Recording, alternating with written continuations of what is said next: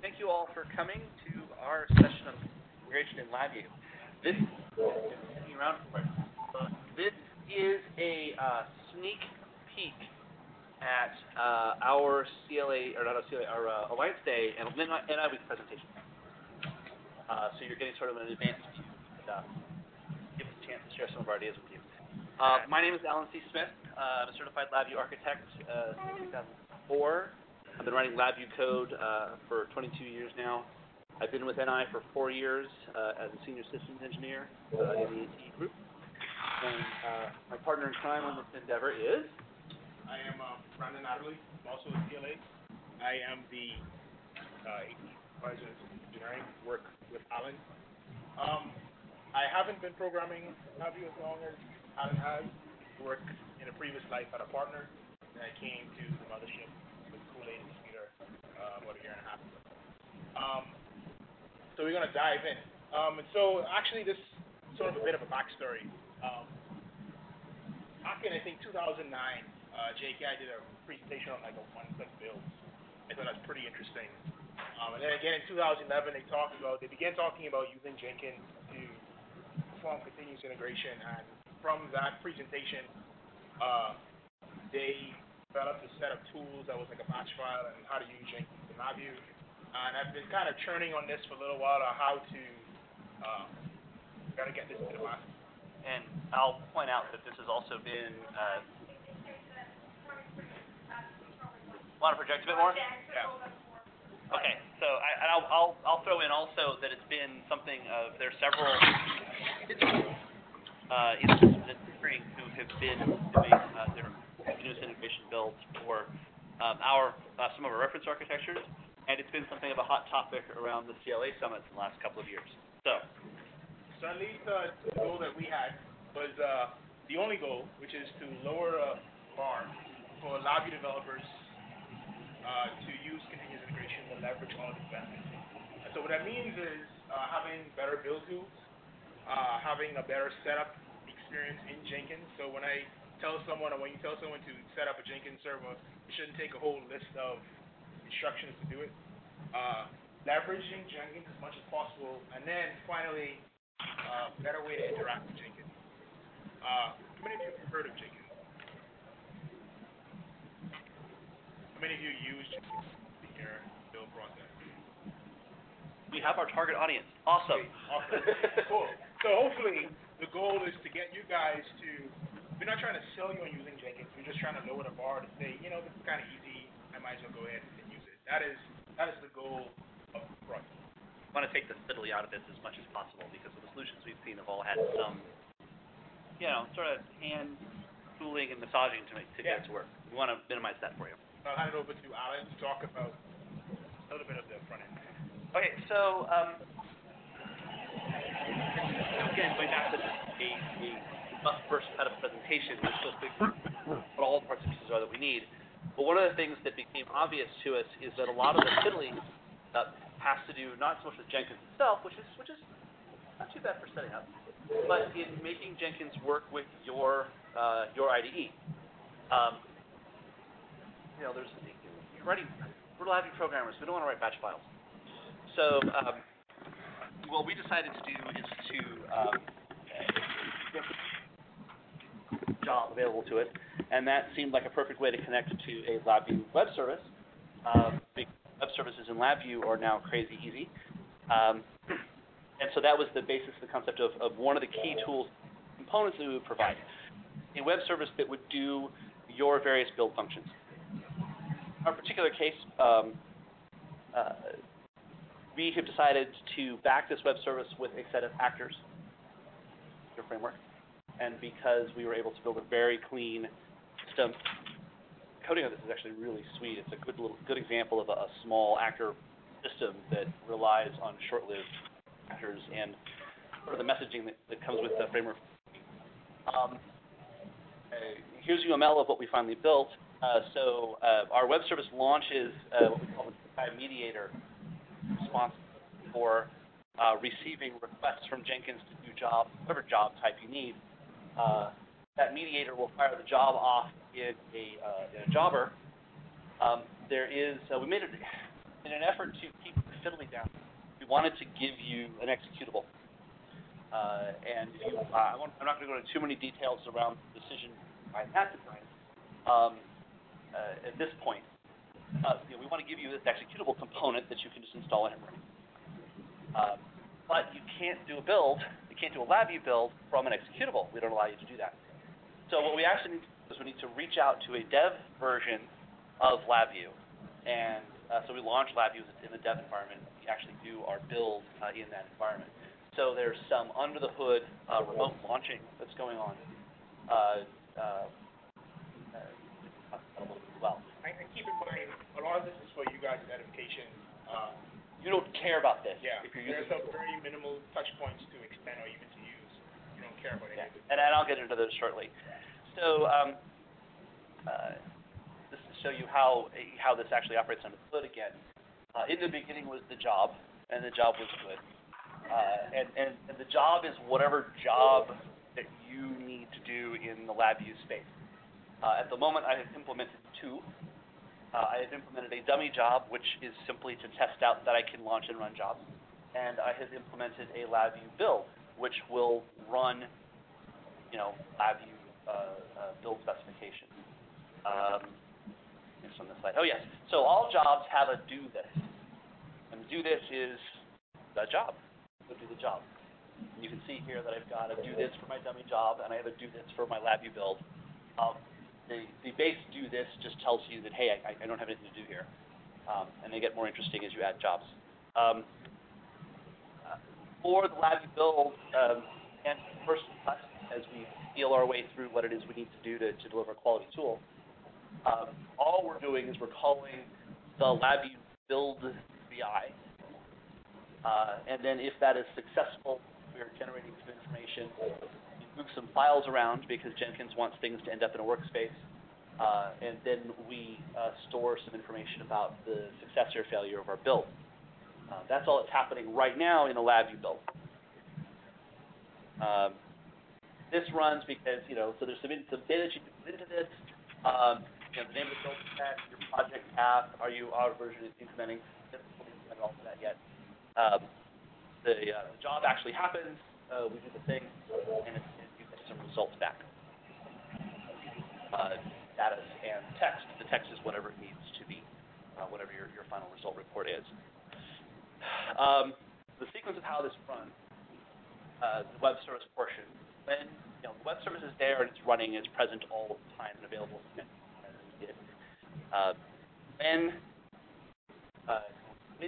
When it launches our CI mediator actor, which is our top-level actor for the system. Someone will go ahead and say, hey, I want to do a LabVIEW build with this specification. That gets turned into a job object, which is passed to CI mediator with a request job. CI mediator goes, I know what to do with that.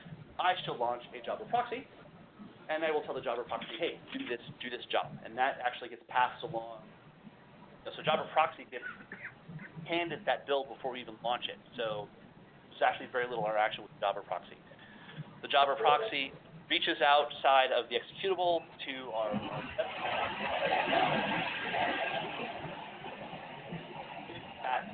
the proxy is just supposed to be in front of the Jabber. So the Jabber gets the build and says, I know what to do with that.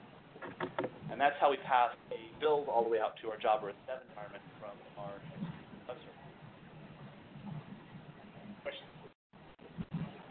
So you might be wondering what PFM is. Pure freaking magic. What's going on there is some of you may be aware that there is a flavor of actor framework that includes the ability to launch an actor remotely as if it were present on your local machine. It does it through some VI server calls. It's not an official release, but we're using it because it makes for a very elegant message passing stream. We eventually want to get to where, Jabber, as it's operating, can pass messages as necessary. While doing a job, be able to pass it back to the machine if that's required. The pure freaking magic is the magic it takes across applications. Right. Proxy and Jabber are two different. I should add a clock to this slide to show that. Notes itself for later. If anybody's curious about launch remote actor, I'm happy to take those questions after we're done with the presentation. So in a jobber goes, this is jobber actor core. So this is the jobber is very. It launches. Message handling loop is sitting there doing its thing, but then you'll notice off down to the left, we get the job, which is just an attribute of the jobber, and we do the thing that is the job. That basically means that potential to do this a helper loop, actually have some interaction back with our message handling loop, which we intend to do. Right now, it's all sort of dark. You don't see much of what is going on, but we want to be able to do things like have a status bar and have what files in the pile or I am of that people playing in. So we'll provide this to provide the hook. Yeah, so when you write it do this, you can do whatever. When this is done, the job gets passed back to the actor, back to jobber, which is the clue to jobber that it's done and can terminate. So jobber's done, and it shuts down. It packages the job up in a last act. The last act gets passed up to jobber proxy, and the jobber goes away because it's done. We'll probably also close out our dev LabVIEW with that to make sure that we cleanly have everything out of the screen. The jobber proxy, just pretending to be jobber, will pass that information up to CI mediator, and then it shuts down. CI mediator stays running, unpacks the LabVIEW build because you can always get the last state of your actor and it out, and passes it back to the web service method. The web service method turns it into JSON data to return to Jenkins. So in addition to having an example of launch remote actor in this, we also have an example of an asynchronous process or set of asynchronous processes in the form of CI mediator and its nested actors interacting with a definitionally synchronous process, the command response structure of an HTTP call. Pleased to get a chance to work at that because that's a common question from customers. That's our job sequence. Now, so in this component, the web service component, the part that does stuff in LabVIEW, we wanted to keep the number of touch points down as low as possible. And ideally, since not everybody's an Active Framework fan, we wanted to make it so that you didn't have to see that there's Active Framework under here, that it just works. Really what it comes down to is the thing you're going to want to do is probably make new jobs. That is a simple matter of creating all of the job types or extensions. They won't ship with the core pack. They'll be available, but they won't ship with the core package. You'll be able to have these install whatever you need. And if you want to make your own, you inherit from the job, which is part of the base package. You would have to provide, as you see here, you have to provide a configure, assuming you do any configuration. You have to provide a do this VI, which is the thing that you do. So you've got 2 override VIs that you have to provide, which is not that big of a deal. You also do have to provide the web method, because the web method is what determines your job type. But you can see that this is really straightforward. The dashing gentleman on the right on the VI, that one we provide for you. That's a part of the framework. Literally, the only thing you have to do is take that code and put your configure VI on there, and now you've got your LabVIEW build. The last thing you have to do, and this goes to the way the LabVIEW or the launch remote actor works, is the remote LabVIEW actually has to have the job available in memory.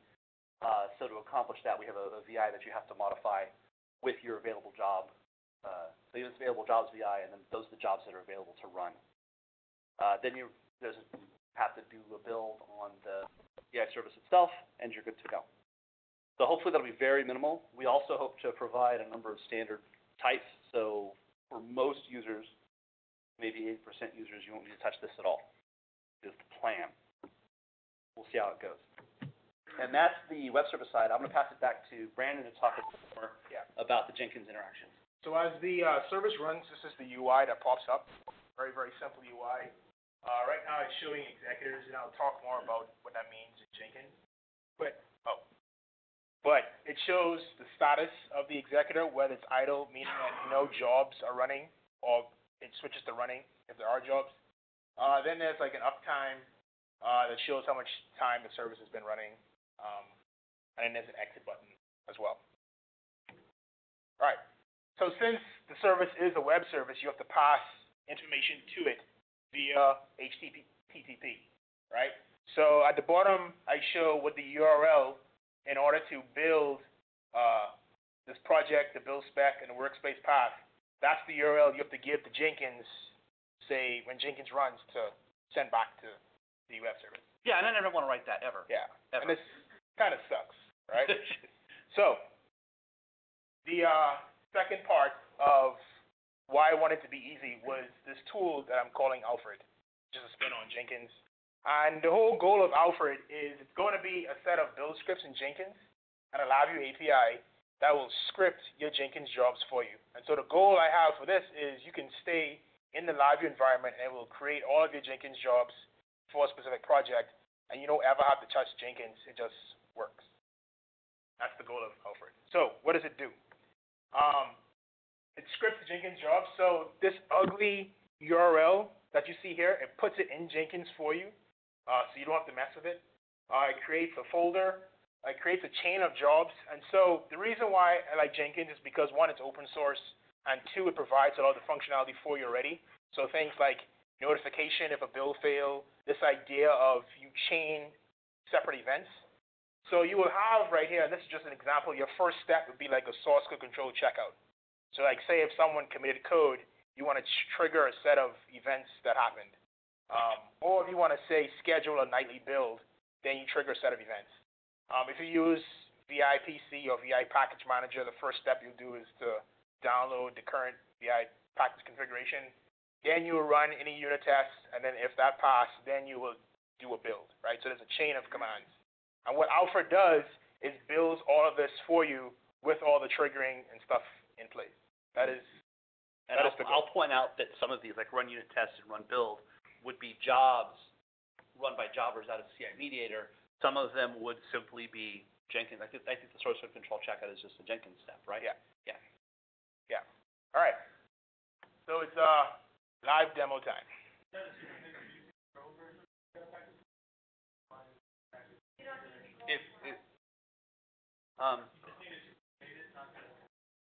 Yeah, I think anybody can consume a.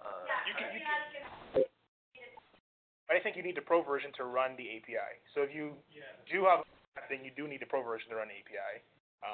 But then you just won't have that. All right. So it's demo time. For those of you that haven't seen Jenkins, this is Jenkins, right? It runs as a service, and you can plug into it. And this is sort of the front sort of UI. You can see you have a list of steps. If you go into a folder, you can see you can organize your test or jobs by the folder, right? And you can see what I have here, right? Very simple, small, nothing too fantastic. What I have here in LabVIEW is a test, Alfred. I'm going to pull up a little test here. And if you can read the tiny script, what you need to do is provide a project name. I'm going to call LAF test. Notification, so you put in your email address in case something fails. Artifact days. So I'm leveraging artifacts in Jenkins. So like when you do a build in Jenkins, you say I'm doing a LabVIEW build. I produce like an exe, an alias, and an INI file. So I'm storing that in Jenkins and leveraging the way it handles artifacts. And you can control how many days you want to keep artifacts. You want Jenkins to store artifacts. So I'm setting it to store for 15 days, and it does the cleanup for you. This build trigger here is if you want to set up like nightly builds or weekly builds, you can set that up here. You have to pull the source code, and that's how it checks to see if someone committed code, and you can control that here. And then as far as LabVIEW goes, you just specify the LabVIEW project and the build spec. And I want to show you the Jenkins screen. You can see I don't have the folder called LAF test. I'm just going to click run. And what this VI does is going to build all those Jenkins jobs and pull it in a folder for you and set up a bunch of things for you. That is the end goal. While it's running, fingers crossed, it's going to work. Hey! Everything worked. We told you, parts and pieces. Yeah. So I'm going to refresh, and you see LAF tests showed up. I'm going to look in. You see I have 2 jobs. This LabVIEW build contains, if you go in, you can configure the job. And you can see all the information that's filled in. It says how much days to keep the build. I do some other magic. This is that nasty URL. It puts it in there for you with all the right stuff to get it to the web service. Here I'm saying that in an email notification, if it's an unstable build, to do the email, it fills that in for you. All right? The other goal of this was to have a single touch point. So right now, the only thing you have to configure is you have to come to job, initialize, go to configure, and set up your source code control, like if you use Perforce or SVN or Git. Just the only thing you have to set up here. Everything else is done. For now. This is your schedule. It uses like a cron string, and I try to abstract that away from you as much as possible. And that's it. So let's do a live run. I'm going to close down LabVIEW. Nothing in for sleeves or in memory. Yeah.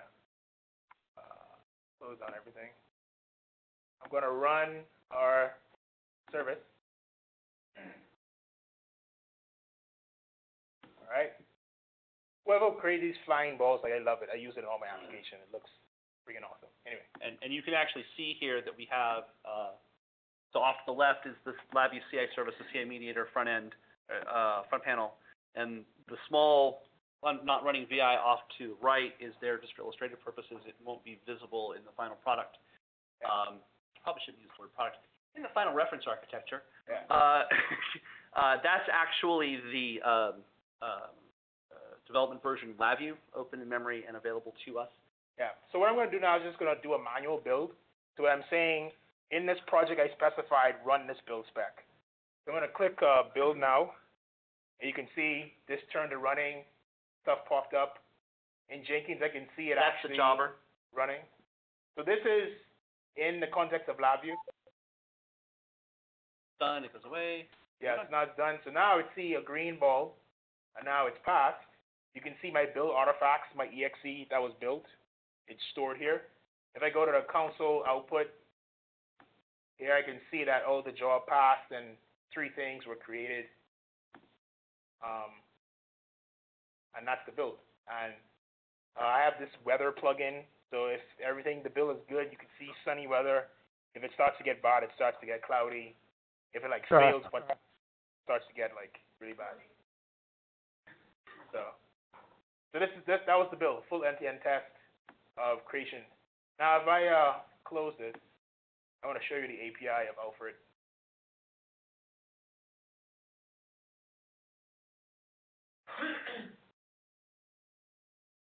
If I go back to test, this is the API. So you need to have this CI create method, and you put in your host name of your project, notification, artifact days. You have this add recipe. So if you have a chain of jobs, I call it a recipe.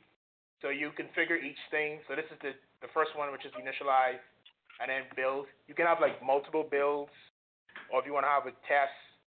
There'll be one of those LabVIEW builds, just a test LabVIEw build will be one of those for every job that you want to run. Yeah. Every job run in LabVIEW.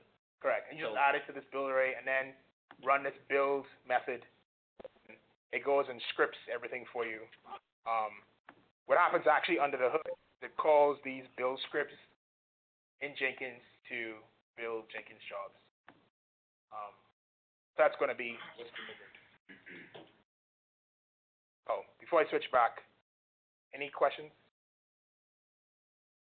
So you mentioned that it's a console. I'm guessing you're only running to that at the very end.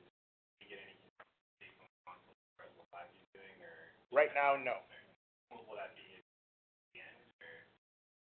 Hold on for an update. Okay. There's still a number of things we have to work out. Yeah. But you won't get live updates back to Jenkins. It will just be at the end. But the idea and the hope would be that you will see on the Jobber thing that popped up, you can see the live updates on that screen. As best we can. Like VI tester, we'll have to talk to JKI and see if we can get that information from them. We could go into our own, obviously, since the build spec belongs to, the application builder belongs to NI, we have some ins and may be able to get some of that data out for our stuff. It's going to depend. I mean, I'm going to do one for VI Analyzer because it'll be easy, and, Darren's already given us that.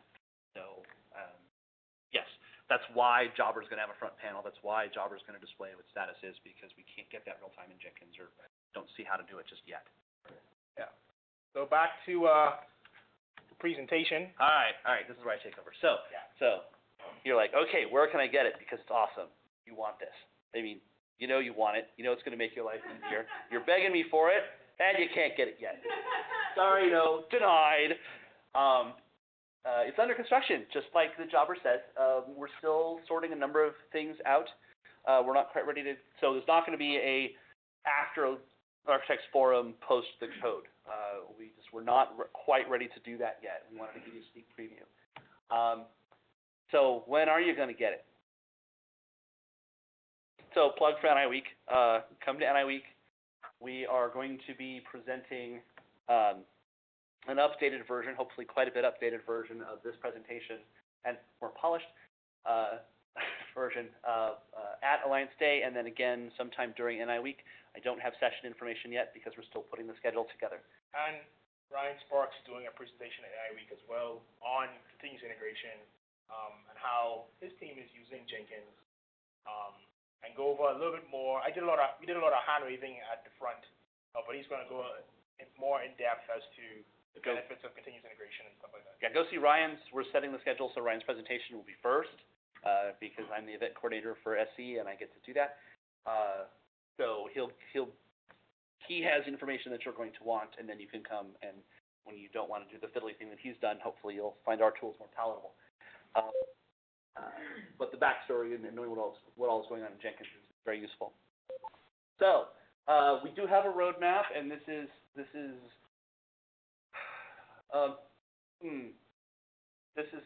to call this a politician's promise would be an insult to politicians' promises.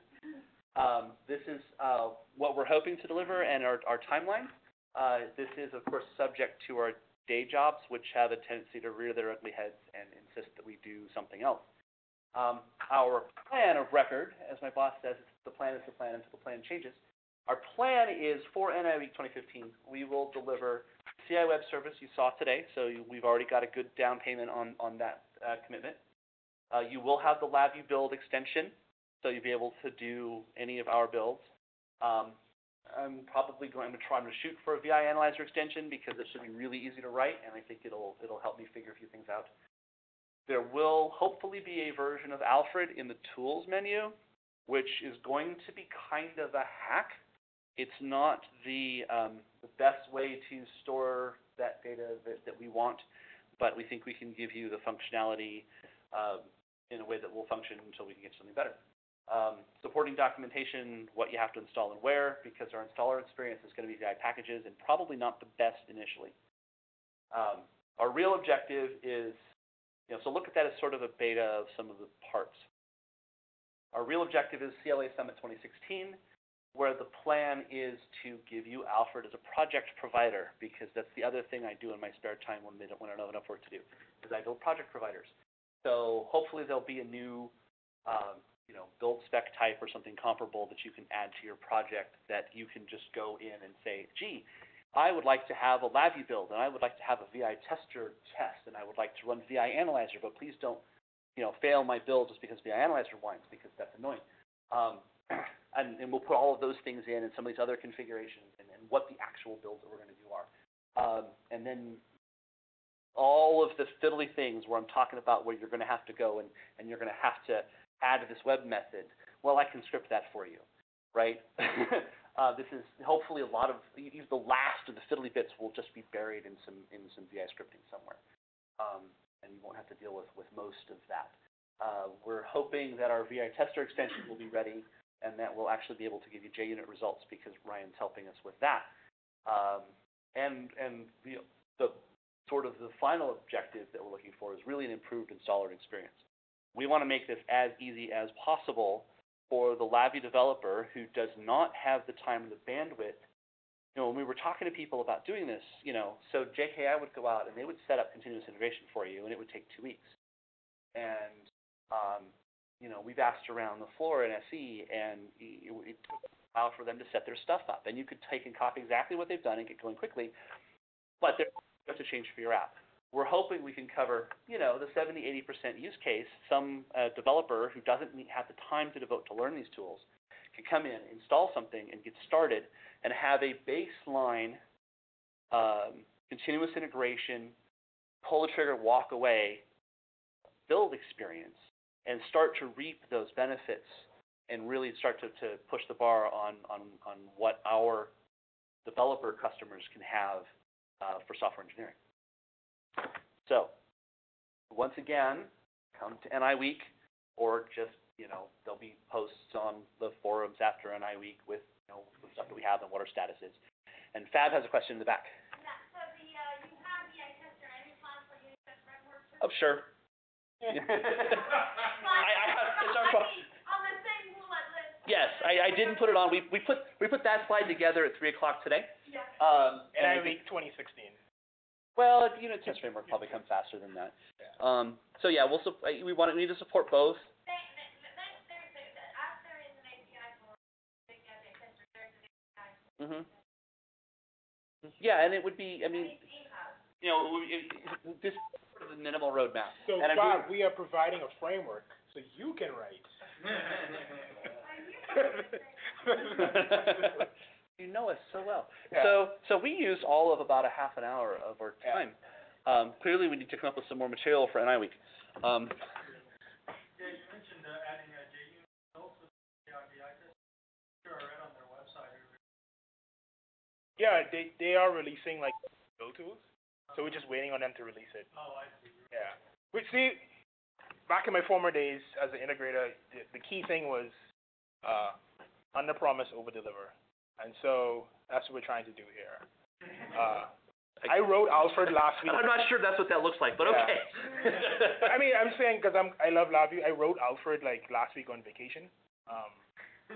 So Yeah, see, Adam, a little bit about day job. These are the projects we do for fun. Yeah. And they make us do work instead some days. Yeah. So it can be influx. Second question. So what were the assumptions on the build? Were you just down a single project and the So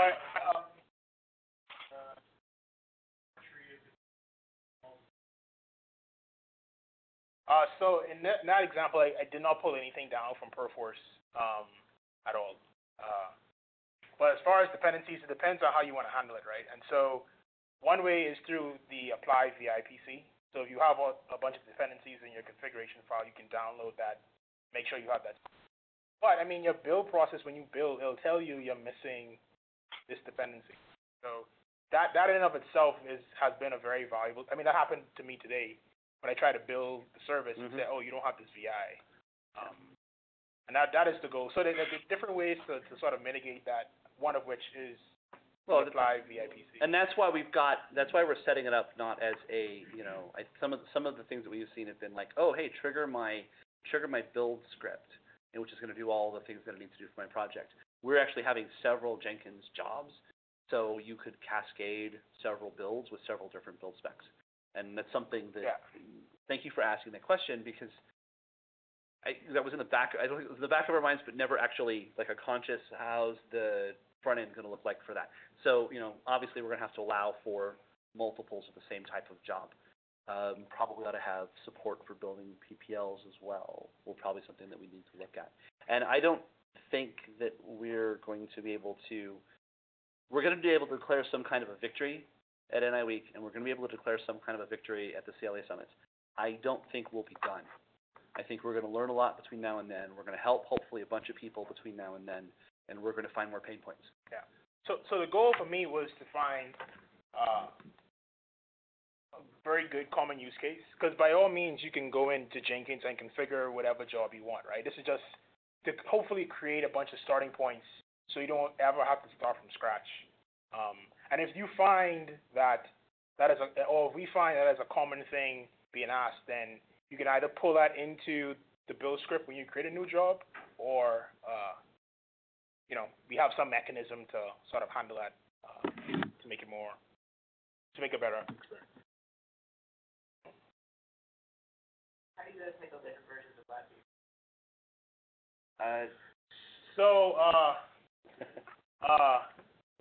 A lot of the design decisions that we made does not preclude us from having multiple versions of LabVIEW.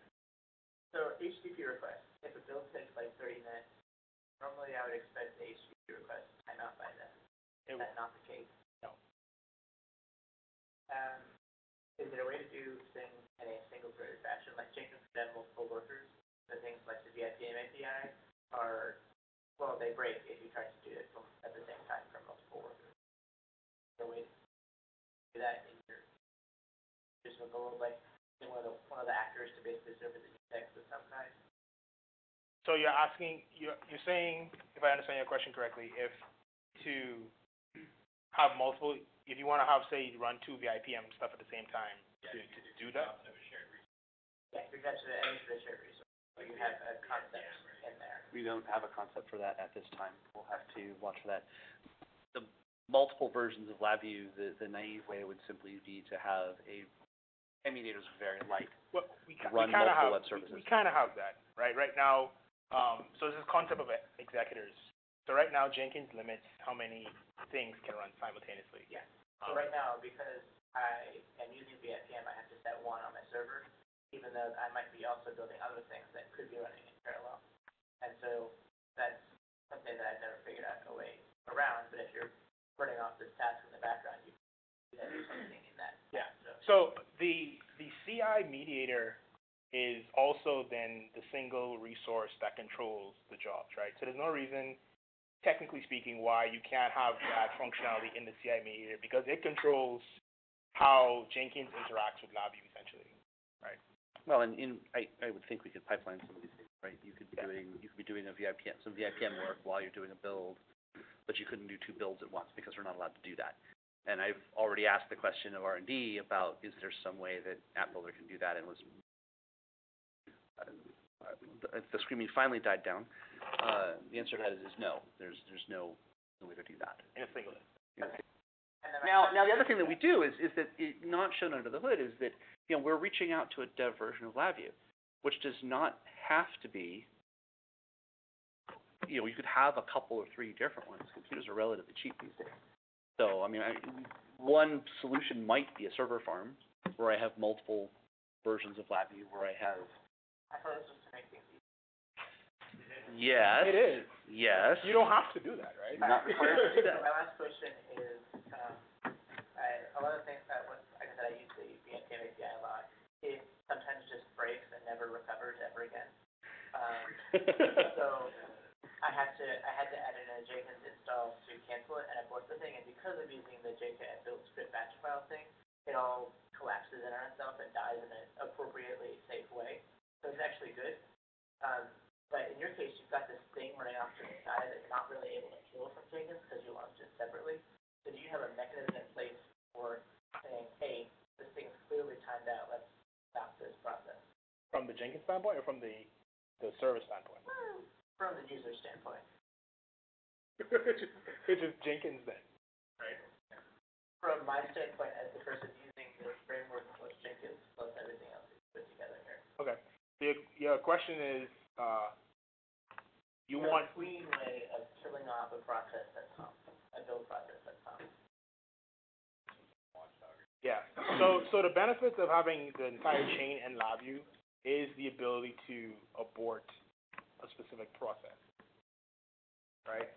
We'll have to explore it. We Yeah. have to figure out the best ways forward. But if like your actor is just sitting there on the view, if it is what's hanging, how do you stop the acting? That's just my main question. Yeah. I'm not saying answers now, I'm just saying these are the things. No, this is the kind of feedback we're looking for, and it might be something. So I don't know. There are ways that you can do that in LabVIEW. There are ways that you can, I mean, the do this doesn't have to run as a helper loop. It could launch a small daemon that could be aborted, for example. I'm brainstorming here. Although actually, that occurs to me that would be a way to do what I was suggesting with the shared resources. Just make your VI, you make it call a non-reentry method, and then you can never call the VIC and IPF. So that might work too. Yep. To solve that problem. Well, and I think this is at some level what we're hoping for by putting out a pure G tool to address some of these problems. We can leverage the LabVIEW community, can look at it and hopefully, some of these questions that maybe we don't have the answer to, somebody somewhere will figure out. There's some bright people out there. And very motivated. Why do you have multiple executors for if you can only run one build at a time? The design does not preclude the future of having multiple executors, so you can run multiple things at the same time. But not multiple, like you said. Yeah, well, we're stuck within there. the same instance. So you're thinking launching multiple different LabVIEW version builds at the same time? That can be done. They get their own Question, image space. are you always going to take your Jenkins server to only have one port, or is there a reason you're not calling up setting your server to have 3 or 4 more? There's nothing in the code. So actually, when CIMEA launches up, I check to see how many executors are configured. Okay. Right. So the code can scale to handle as many executors as you see fit. But right now, there aren't that many protections in place to check to see if you have multiple instances or whatever. Right. Yeah, I mean, you can have one server.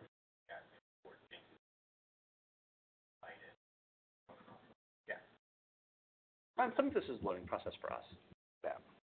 We don't pretend to know everything. So for example, I kind of leverage that. You can see I have 2 different build servers. One is master, one is Alfred. Like all the build scripts run on Alfred, and the rest of the Jenkins jobs run on master. So I kind of do stuff like that anyway for the build scripts. And the purpose is because I don't want a person wanting to create a new Jenkins jobs at the same time as a Jenkins job is running, so they have to wait until it's done to create it. So that was sort of a workaround. Good question, though. That's what we want. Definitely stuff we need to think about. Could you talk a little bit more about the communication environment? Oh, sure. Okay, so we're using a system. Oh, hey, what happened? I pressed escape. Start me up again. Mac user. There we go. Technology. Yeah, I should embrace it. All right, so CIMEA Java proxy are all running in an executable. Java's run in a dev environment of LabVIEW.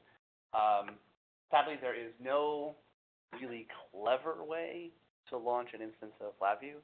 You can't just do a VI server call. So we actually it's just a basic sysexec, go out, launch LabVIEW.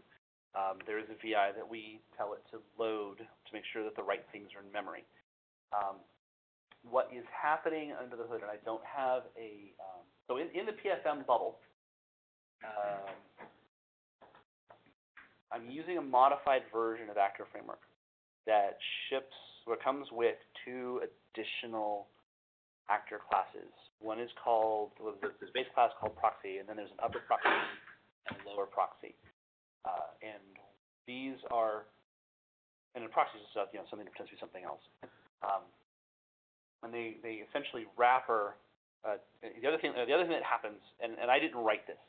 Stephen Loftus-Mercer wrote it. I have done a little debugging on it, so I'm starting to become familiar with it. The other thing that happens is there was a change to the NQer class, I believe. And there's now an NQer that externally just appears to be an NQer from, NQ method from Actor Framework. But under the hood is wrappering a bunch of VA server calls that calls an NQ method on the remote. So we open up an instance of LabVIEW. We have a reference to the instance of LabVIEW. We open on the remote target. We open up this remote NQ we're just flattening the string to pass some data around. You'll put something in the NQ on one side and it gets pushed over to the NQ on the other. The lower proxy receives it and routes it where it needs to go. So magic. Magic. VI server magic. Yeah. So the cool thing about it is from a higher developer, it abstracts that you're crossing a boundary of application instance or even computer, right? So it just looks like the EQ or. Actually, I can show you. Well, I think I will show you offline, not in front of the room, but I've got it. If you want to gather on my laptop, we can actually poke around the code a little bit. It's probably not appropriate to do with the recording on and everybody sort of captive, but we can actually poke around the code a little bit. When I debugged it, I understood what was going on, and that was a few days ago. And since I didn't write it, it's not as sticky in my brain as I would like. But essentially it's a redirect. The Jobber proxy launches. It contains within it this upper proxy, and it passes messages to the upper proxy. And upper proxy just does a redirect across the network to lower proxy. And the beauty of it, the way it all comes together, is you get all of there's no. So I have a sort of a variant that network endpoints that are based on my network actor from a couple of years ago. And I was trying to do the same thing where I would have a network endpoint that was the top level actor on a remote machine, and there were a few extra steps I had to do to make this work. And once I got it working, it was all seamless and it behaved like regular actors. The great thing about this is that it just looks like regular actors. So we can launch an actor, and it launches on the remote machine and does its thing. And when it exits and it passes back, it'll pass messages back as if it were just sending it to a local actor.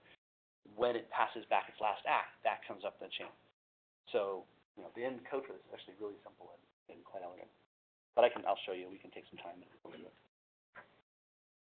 It was a 2013 version that was published a while back. If you want to hunt it down and look around it on your own. After we're done, and that's publicly available.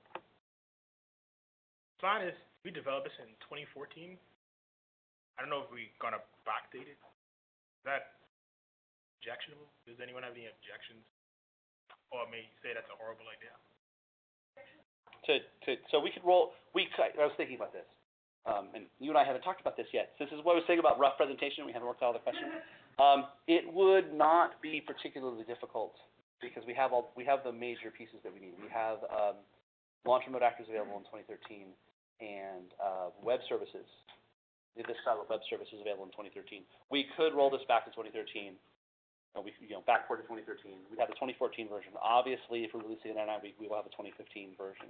They're all going to be effectively the same code. I don't think there'll be any real changes. And I think people will want that. Yeah, just to go along with that, a lot of us at smaller companies don't have budget for a new license plan. So kind of a software upgrade license. Yeah. Backward is really nice. Won't be earlier than 13. We won't have the parts we need, and I'm not doing that much work. So. It still helps. Yeah, I think we can do that. I think it's just a matter of saved older version for all this, really. Well, the other thing is once you put it outside of the reference line, Yeah. you put on, I think there's a board online where you request migrate or your run rate or your version. So just like running what's trying to get me to work, we can get the community to work. Yeah. Well, and yeah. So.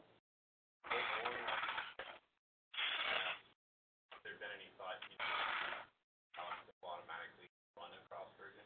And we do that a lot in LAF. So if we wanted to be able to build in, say, 2013 plus, that plus be all the way up to. There hasn't been, at least from my perspective, any thought on that. I believe we would have to have the CI service. I think we're going to have CI service 13, 14, 15, and I think we're going to have them and run them because of the way, and it is a down check to the way that this works. Okay.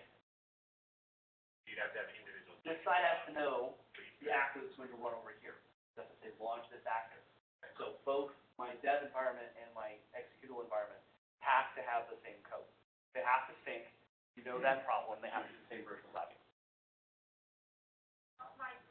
But this is light. This is really light. My little baby thing that my voice,